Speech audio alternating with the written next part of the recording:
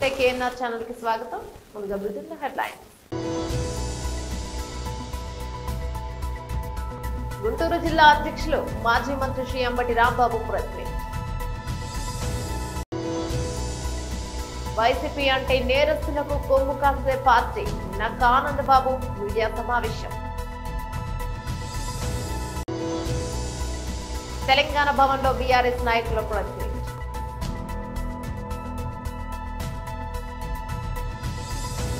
అనకాపల్లి స్థానిక భీమిని గుమ్మం వీధిలో అనకాపల్లి జిల్లా కలెక్టర్ విజయకృష్ణన్ రేషన్ డిపోను పరిశీలించి ముఖ్యమంత్రి నారా చంద్రబాబు నాయుడు ఆదేశాల మేరకు రేషన్ డిపోలో ఏ విధంగా నడుస్తున్నాయి, లబ్ధిదారులకు ఏ విధంగా రేషన్ అందిస్తున్నారు పరిశీలించారు. అలాగే 65 ఏళ్లు దాటిన వయోవృద్ధులకు జిల్లా కలెక్టర్ చేతుల మీదుగా రేషన్ సరుకులను పంపిణీ చేశారు. రేషన్ డీలర్లతో మాట్లాడుతూ రేషన్ తీసుకునే ప్రజలకు ఎటువంటి ఇబ్బంది కలగకుండా రేషన్ అందజేయాలని తెలిపారు. ప్రజల నుంచి మాకు రేషన్ డిపోల మీద ఫిర్యాదులు వస్తే కఠిన చర్యలు తప్పవని హెచ్చరించారు. అలాగే రేషన్ మిషన్ సర్వర్లపై టెక్నికల్ డిపార్ట్మెంట్ కూడా తెలియజేస్తామని వారు దానిపై కూడా టెక్నికల్ గా ఎటువంటి ఇబ్బందులు కలగకుండా సర్వర్లు సెట్ చేస్తామని తెలిపారు.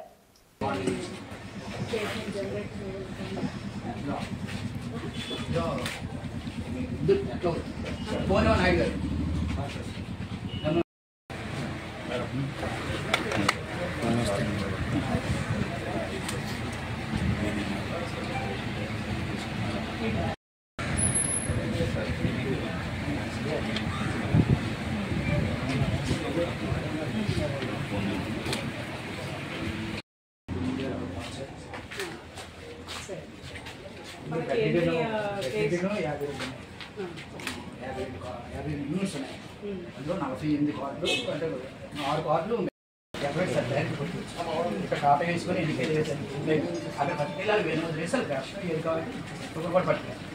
15 రూపాయలు స్కాన్ కూడా డిజిటల్ సాధ్యత రెండు మీ దగ్గర రాకూడదు, మీరే వెళ్ళి ఇవ్వాలి. ఓకే, మీకు 8 to 12 గంటలు షాప్ నడిపించాలి కదా. ఇద్దరు 8 గంటలకు ముందు మీరు వెళ్ళి డెలివరీ చేయాలి, లేదా 12 గంటలకు తర్వాత చేయాలి. మళ్ళీ మీ షాపు మూసేసుకొని వెళ్ళడానికి ఎందుకు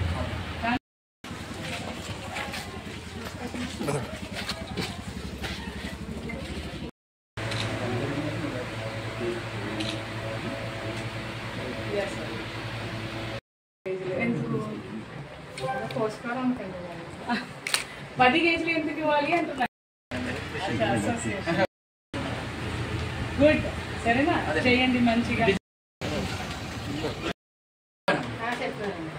ఎందుకంటే 65 సంవత్సరం పైన మీరు ఉన్నారు కాబట్టి మీరు ఎంత ఇవ్వాలి డబ్బు? ఎంత కోసం? పంచదార ఎన్ని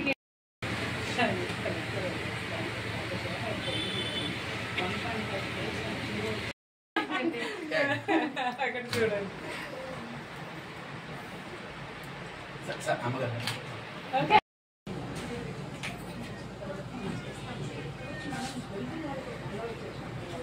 పైసలు చేసిన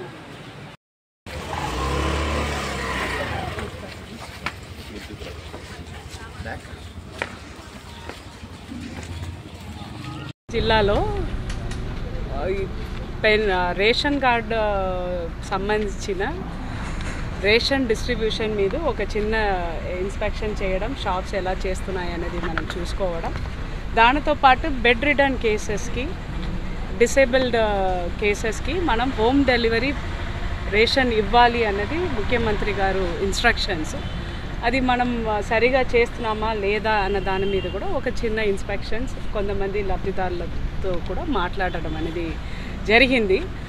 ఇది ఫస్ట్ టైం మనం రేషన్ షాప్ ద్వారానే రేషన్ డిస్ట్రిబ్యూషన్ అనేది మొదలు పెట్టాము MDU తర్వాత. కాబట్టి ఈ ట్రాన్సిషన్ టైంలో చిన్న చిన్న ఇన్కన్వీనియన్స్ కూడా రాకుండా ప్రతి ఒక్కరికి వాళ్ళకి చేరాల్సిన క్వాంటిటీ, క్వాలిటీతో పాటు ఇలాంటి బెడ్ రిటర్న్ కేసెస్ అంటే మేము హోమ్ డెలివరీ చేయాల్సిన కేసెస్ కూడా మనం సరిగా చేస్తున్నామా లేదా అన్న దాని మీద ప్రత్యేకంగా విజిట్ చేయడం జరిగింది. మన జిల్లాలో మొత్తం 1069 షాప్స్ ఉన్నాయి. 5,30,000 కార్డ్స్లో ఉన్నాయి. ఈరోజు 3rd తారీఖు లోపలనే మనకి 32% రేషన్ అనేది డిస్ట్రిబ్యూషన్ అయింది. మన జిల్లాలో 66,000 హోమ్ డెలివరీ చేయాల్సిన నంబర్స్ ఉన్నాయి. దాంట్లో మన డీలర్స్ చాలా మంచి రెస్పాన్సిబిలిటీతో ఇప్పుడు దాకా బెడ్ రిడన్ కేసెస్కి కూడా 32% మన వాళ్ళు ఇంటికి వెళ్ళి ఇవ్వడం జరిగింది. నాకు జనరల్గా ప్రజల్ని కోరుకున్నది ఏంటంటే, మీ కేస్ అంటే మీకు ఇంటికి వచ్చి డెలివరీ చేయాల్సిన డేటా మొత్తం మన రేషన్ షాప్ డీలర్స్ దగ్గర ఉన్నాయి. వాళ్ళు మీ ఇంటికే వచ్చి ఇస్తారు. మీరు కంగారు పడి షాప్స్కి రావద్దు. మేము ఇంకా 2 రోజుల్లో ఈ మొత్తం హోమ్ డెలివరీ చేయాల్సిన ప్రతి కార్డుకి హోమ్ డెలివరీ చేపిస్తాము. సో మీరు ఎవరు ఏదైనా ఇష్యూస్ ఉంటే కూడా ప్రతి షాప్లో మనం district supply officer number, RDO number, స్థానిక MRO number, civil supplies deputy tahsildar number అన్నీ కూడా మనం ఇవ్వడం జరిగింది. ఏదైనా ఇష్యూస్ ఉంటే కాల్ చేయండి. మీరు కష్టపడి అంత దూరం వచ్చి తీసుకురావడానికి అవసరం లేదు. మీకే మేము ఇంటికి వచ్చి డెలివరీ చేస్తాము. సో దయచేసి మీరు అందరూ కోఆపరేట్ చేయాలని కోరుకుంటున్నాం. మేడం గారు సర్వర్స్ సరిగ్గా పనిచేయట్లేదని అంటున్నారు. ఆ ఇష్యూస్ మనం ఎస్కలేట్ చేయడం జరిగింది కమిషనర్ సివిల్ సప్లైస్ గారికి. నిన్న రాత్రి కూడా మా అందరితో chief secretary sir video conference కూడా ఈ పాయింట్ మీద పెట్టడం జరుగుతుంది. మేము సాల్వ్ చేసుకుంటున్నాము. ఈ రోజు మార్నింగ్ నుంచి సర్వర్ బాగానే పనిచేస్తుంది. ఇలా మళ్ళీ రాకుండా మేము చూసుకుంటాం. బాధ్యత మాది. క్రీడా హబ్ గా గాజువాకను తీర్చిదిద్దుతామని విశాఖ పార్లమెంట్ సభ్యుడు ఎం శ్రీభరత్ అన్నారు. జీవీఎంసీ 65వ వార్డు వికాస్ నగర్ లో 9 కోట్ల వ్యయంతో ఆధునీకరించిన ఇండోర్ స్టేడియం ఈతకొలను ఓపెన్ ఆడిటోరియంలను స్థానిక ఎమ్మెల్యే పల్లా శ్రీనివాస్, మేయర్ పిల్లా శ్రీనివాస్ తో కలిసి ప్రారంభించారు. వార్డు కార్పొరేటర్ బొడ్డు నరసింహ పాత్రుడు అధ్యక్షతన జరిగిన కార్యక్రమంలో ఎంపీ మాట్లాడుతూ విశాఖ నగరంలో గాజువాక ప్రాంతానికి ఒక ప్రాధాన్యత ఉందన్నారు. క్రీడాకారులకు అనువైన వేదికగా స్టేడియం నిలుస్తోందన్నారు. పల్లా శ్రీనివాస్ మాట్లాడుతూ గాజువాకలో మరో 8 క్రీడా ప్రాంగణాలను సిద్ధం చేస్తున్నట్టు తెలిపారు. జాతీయ అంతర్జాతీయ క్రీడలకు గాజువాక వేదిక కావాలని ఆకాంక్షించారు. మేయర్ పిల్లా శ్రీనివాస్ మాట్లాడుతూ ఆటలతోనే సంపూర్ణ ఆరోగ్యం కలుగుతోందన్నారు. కౌన్సిల్లో ప్రతిపాదించిన వెంటనే విధులు కేటాయించామని తెలిపారు. కార్యక్రమంలో జిల్లా టీడీపీ అధ్యక్షుడు గండి బాబ్జీ, డిప్యూటీ మేయర్ తల్లి గోవిందరెడ్డి, గాజువాక ఇన్ఛార్జి ప్రసాదుల శ్రీనివాస్, కార్పొరేటర్లు గంధం శ్రీనివాస్, పల్లా శ్రీనివాస్, రావుత శ్రీనివాస్, లేల కోటేశ్వరరావు, రాజన రామారావు, భట్టు సూర్యకుమారి, జోనల్ కమిషనర్ శేషాద్రి, పుచ్చ విజయ్ కుమార్, తిప్పల రమణారెడ్డి, రట్టి వాసు, బైపిల్లి గాంధీ, గోమడ వాసు, కృష్ణ, స్పోర్ట్స్ డైరెక్టర్ రాజు నాగేశ్వరరావు, స్వరూపరాణి, మంగ తదితరులు పాల్గొన్నారు.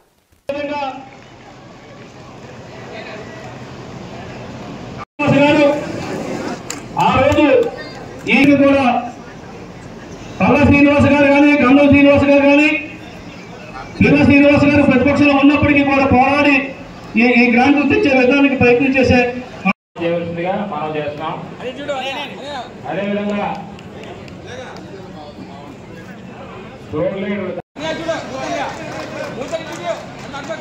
ఎమ్మెల్యే గారికి పాలతో సత్కరిస్తున్నారు.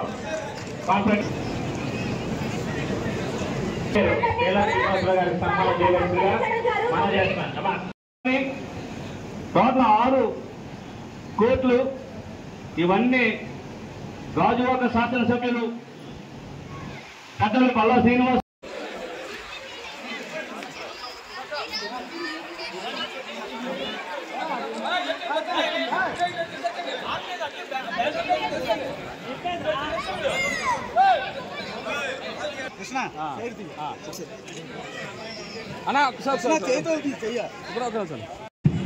అందరినీ కూర్చోవలసిందిగా ప్రార్థిస్తున్నామండి.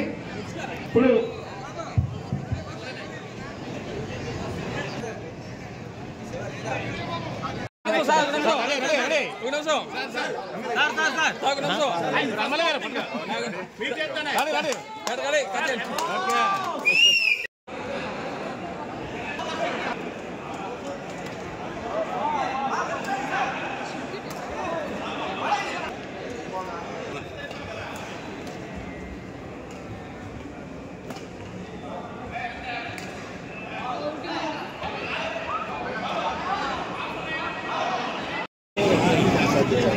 అదేవిధంగా కొత్త సూర్యకుమార్ గారిని వేదిక మీద రావాల్సిందిగా కోరుతూ ఉన్నాం. అదేవిధంగా తిప్పల వంశీరెడ్డి గారిని వేదిక మీద రావాల్సిందిగా కోరుతూ ఉన్నాం. అదేవిధంగా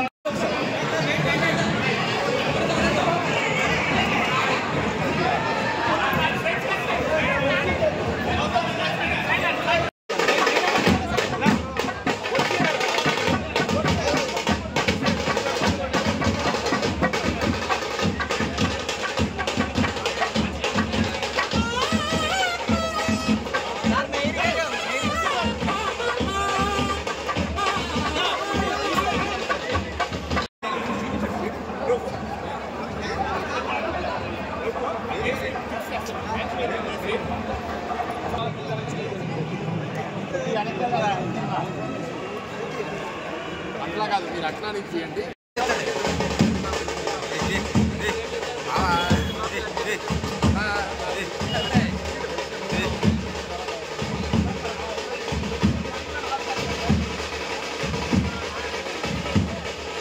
ఈరోజు గాజువాకలో మనం ఏదైతే 65వ వార్డులో ఉన్నటువంటి మున్సిపల్ స్టేడియం ని మళ్ళీ మనం దీన్ని పునర్నిర్మాణం చేసుకుని అలాగే కొత్తగా స్విమ్మింగ్ పూల్ ని నిర్మాణం చేయడం జరిగిందండి. సుమారు ఇది 9 కోట్లతో అభివృద్ధి కార్యక్రమం చేశాం.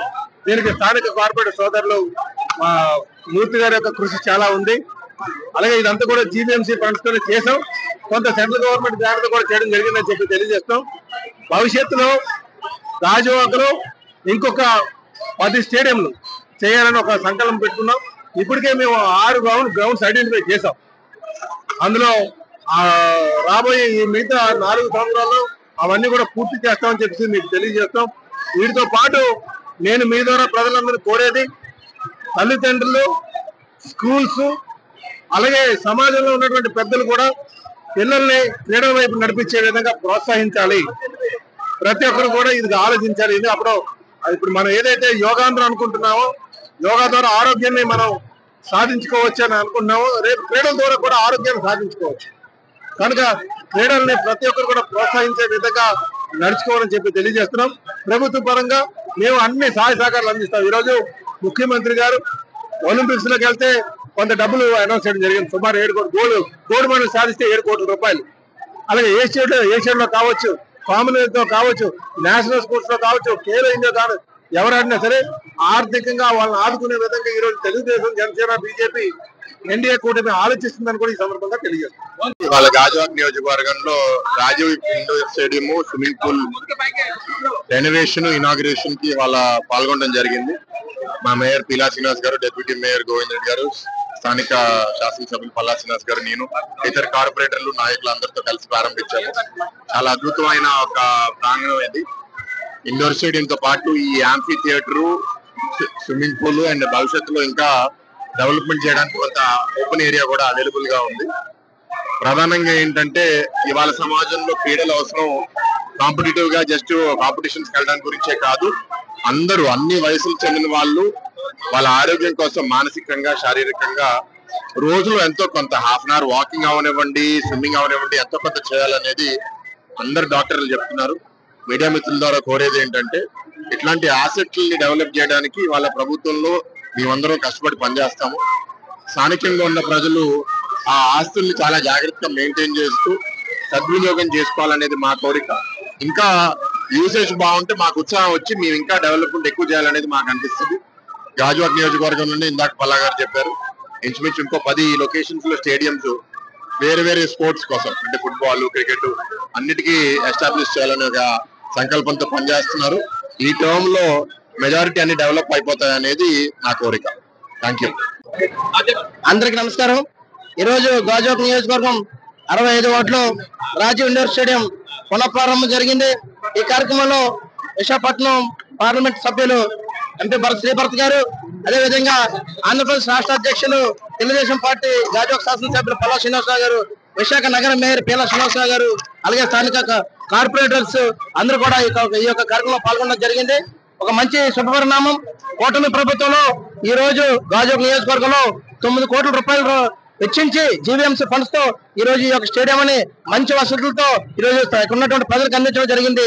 ఈ యొక్క స్టేడియం ని ప్రజలందరూ కూడా అందుబాటులో తీసుకొని చక్కగా వ్యాయామం చేసుకుంటూ పిల్లలకి కూడా ఒక మంచి విషయం చెప్పాలని చెప్పి తల్లిదండ్రులు కోరుకుంటా ఉన్నాను. ఫోన్లో ఆడుకోవడం మానేసి గ్రౌండ్కి వచ్చి ఇక్కడ క్రీడలు ఆడితే చక్కగా వాళ్ళ ఆరోగ్యం బాగుంటుంది, మానసిక ఆరోగ్యం బాగుంటుంది, హెల్త్ బాగుంటుంది. అలాగే దానికి పురుషులు కానీ మహిళలు కానీ అందరూ కూడా చక్కగా హెల్త్ పరంగా బాగుంటారు. ఈ యొక్క స్టేడియం ని ఉపయోగించుకోవాలని చెప్పేసి చెప్పుకుంటూ, అదే విధంగా ఉన్నటువంటి స్టేడియం ద్వారా మంచి మంచి క్రీడాకారులు తయారై మన రాష్ట్రానికి, మన దేశానికి ఉపయోగపడే విధంగా మంచి దిశగా ముందుకెళ్ళాలని చెప్పేసి తెలియజేసుకుంటూ ఇక్కడికి వచ్చేసినటువంటి మీడియా మిత్రులకి, అదే విధంగా ఉన్నటువంటి కూటమి పార్టీ నాయకులందరూ కూడా ధన్యవాదాలు తెలియజేస్తాను. ఖరీఫ్ సీజన్ వచ్చిన సీతానగరం మండలంలోని కౌలు రైతులకు ఇంతవరకు CCRP కార్డులు పంపిణీ చేయకపోవడం శోచనీయమని కౌలు రైతు సంక్షేమ సంఘం జిల్లా కార్యదర్శి రెడ్డి రమణమూర్తి అన్నారు. ఈ మేరకు CCRP కార్డులు పంపిణీ చేయాలని కోరుతూ రైతు సంఘం, వ్యవసాయ కార్మిక సంఘం, కౌలు రైతు సంఘం నాయకులతో కలిసి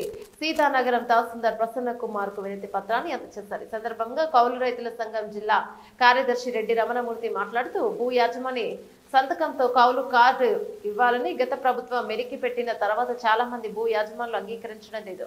కావున గ్రామ సభలు పెట్టి సభల ద్వారా కౌలు రైతులను గుర్తించి కార్డులు ఇవ్వాలని, అన్నదాన సుఖీభావ 20,000 రూపాయలు పెట్టుబడి సహాయం కౌలు రైతులకు అందించాలని, వాస్తవ సాగుదారు పేరుతోనే ఈ క్రాఫ్ట్ నమోదు చేయాలని, భూమి స్వభావంతో సంబంధం లేకుండా వేసిన ప్రతి పంటకి ఈ క్రాఫ్ట్ చేయాలని, కౌలు రైతుల సాగుదారులు పంట రుణాలు రీషెడ్యూల్ చేసి కొత్తగా పంట రుణాలు ఇచ్చి కూటమి ప్రభుత్వం 2011 చట్టాన్ని అమలు చేసి కౌలు రైతులకు న్యాయం చేస్తామని చెప్పారని, ఆ విధంగా న్యాయం చేయాలని కోరారు. కార్యక్రమంలో కౌలు రైతు సంఘం జిల్లా అధ్యక్షుడు బొరపరెడ్డి అప్పారావు, రైతు సంఘం జిల్లా మండల నాయకుడు Reddy Lakshmananaidu, Reddy Eswararao, R Tirupatirao, P Satyam, K Venkatesh పాల్గొన్నారు. కార్డు ఇచ్చిన తర్వాత అన్నదాత సుఖీభావ కూడా ప్రతి కౌలు రైతుకి రైతు సంతకంతో సంబంధం లేకుండా, అంటే ఓనర్ భూమి యజమాని సంతకంతో సంబంధం లేకుండా వెంటనే కౌలు రైతు కార్డు అందించాలనేది గత సంవత్సరం క్రితమే ఈ గవర్నమెంట్ మేము ఆ ప్రయత్నం చేస్తామన్నారు. ఇంతవరకు అది జరగలేదు. ఇప్పుడుండే గవర్నమెంట్ ప్రభుత్వం ఏమొచ్చి అది అమలు చేసి కౌలు రైతుకి భూ యజమానితో సంబంధం లేకుండా కార్డు ఇవ్వాలనేది మా డిమాండ్.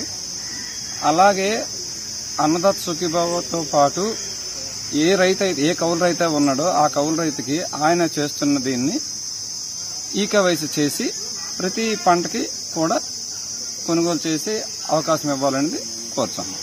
గుంటూరు జిల్లా అధ్యక్షులు మాజీ మంత్రి శ్రీ అంబటి రాంబాబు ప్రెస్ మీట్ నిర్వహించారు. ఇది రిలీజ్ చేయడం జరిగింది. నేను ఇక్కడ ఈ ప్రభుత్వాన్ని, కూటమి ప్రభుత్వాన్ని, ముఖ్యంగా చంద్రబాబు నాయుడు గారిని సూటిగా ఒకటి ప్రశ్నించదలుచుకున్నా. ఎందుకు మీకు కాపు ఉద్యమం మీద కోపం, కాపు కులం మీద కోపం, ముద్రగడ పద్మనాభం గారి మీద ఎందుకు మీకు కోపం? ఒక్కసారి వెనుక నేపథ్యంలోకి వెళ్తే నారా చంద్రబాబు నాయుడు గారు 2014లో కొల్లలుగా ఇచ్చిన హామీల్లో ఒకటి కాపుల్ని బీసీలో చేరుస్తానని. చిరకాల కోరిక, మాకు సెంటిమెంట్ అది. ఆంధ్ర రాష్ట్రంలో ఉన్నటువంటి కాపులు బీసీల్లో చేర్చమని అనేకమైనటువంటి ఉద్యమాలు చేసినటువంటి సందర్భాలు ఉన్నాయి. ఎవరు అడగలా, ఉద్యమం కూడా చేయలే. అప్పుడు 2014లో నారా చంద్రబాబు నాయుడు గారు అధికారంలోకి రావడం కోసం అనేకమైన వాగ్దానాలు ఇస్తూ కాపుల్ని 6 మాసాల్లో నేను బీసీలో చేరుస్తాను కమిషన్ వేసి అని చెప్పడమే కాదు, మేనిఫెస్టోలో పెట్టాడు. ఆయన వచ్చి సంవత్సరంన్నరైనా కమిషన్ కూడా వేయలేదు. వేయకపోతే ముద్రగడ పద్మనాభం గారు ఉద్యమం చేశారు, కాపులందరినీ సమీకరించారు. ఆ ఉద్యమాల్లో కులం కాబట్టి ఎవరైనా ఒకటి మాత్రం వాస్తవం, పుట్టిన ఊరు, పుట్టిన కులం, తల్లి తండ్రి వీళ్ళ మీద ఒక ప్రేమ, సెంటిమెంట్ ఉంటుంది. కాపుల్ని బీసీలో చేరుస్తూ వైసీపీ అంటే నేరస్తులకు కొమ్ము కాసే పార్టీ. నక్కా ఆనంద్ బాబు మీడియా సమావేశం నిర్వహించారు. లేకపోతే ఏంటి, 5 ఏళ్ళు సీఎంగా చేశాడు, 5 ఏళ్ళు ప్రతిపక్ష నాయకుడిగా ఉన్నాడు. ఒక రౌడీ షీటర్లు, స్నేచర్స్, బ్లేడ్ బ్యాచ్లు, గంజాయి బ్యాచ్లు, వీళ్ళకి అండగా నిలబడి సభ్య సమాజం ఏమనుకుంటుందో కూడా ఆలోచన చేయకుండా ఎగబడిపోతా ఉన్నాడు. సమాజానికి ఏం సందేశం ఇవ్వాలనుకుంటున్నాడు? ఈయన అయిపోయింది, మాజీ ముఖ్యమంత్రి, ఇక లేదు, రాజకీయంగా అవకాశం లేదు, ప్రజా జీవితాన్ని పనికిరాడు. ఈ గంజాయి అమ్ముకునే వాళ్ళు, డ్రగ్స్ డీలర్లు, పెడ్లర్సు, ఈ బ్లేడ్ బ్యాచ్లు, వీళ్ళందరూ గౌరవాధ్యక్షుడిగా పెట్టుకుంటే బోధిస్తున్నాయి. లేకపోతే మద్యం కుంభకోణం రాష్ట్రంలో వేల కోట్ల రూపాయల మద్యం కుంభకోణంలో తన సహచరులు, అనుచరులు, బంధువులు, మిత్రులు అందరూ కూడా జైలుకి వెళ్తా ఉన్నాడు ఒకడొకడు. వాళ్ళ తర్వాత మొత్తం ఏళ్ళన్నీ కూడా తాడేపల్లి ప్యాలెస్ వైపు చూపిస్తూ ఉన్నాయి. ఈ అంశం పెద్ద చర్చనీయాంశంగా ఉంది రాష్ట్రంలో. ఇటువంటి అంశాల నుంచి పక్కదారి పట్టించడం కోసం ఇలాంటి చౌకబారు పనులు చేస్తూ ఉన్నాడు. లేకపోతే రౌడీ షీటర్లు పోలీసుల మీద హత్యాయత్నం చేసి వారేదో కొట్టారని చెప్పి నానా యాగి చేసి ఆ తెనాలి వెళ్ళి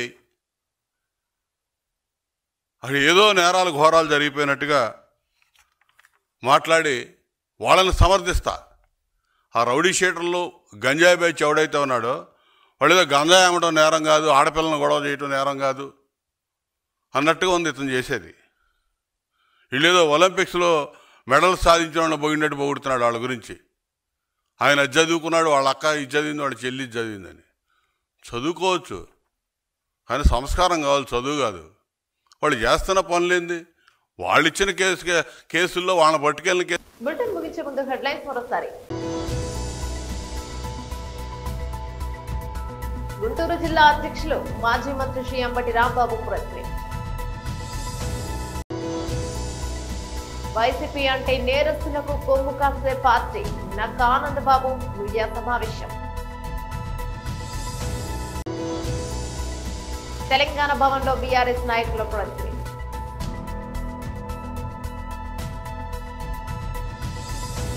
ఇవి బులెటిన్ డీటెయిల్స్. మరో బులెటిన్ లో మళ్ళీ కలుసుకుందాం. అంతా సెలవు ముగిస్తాయి.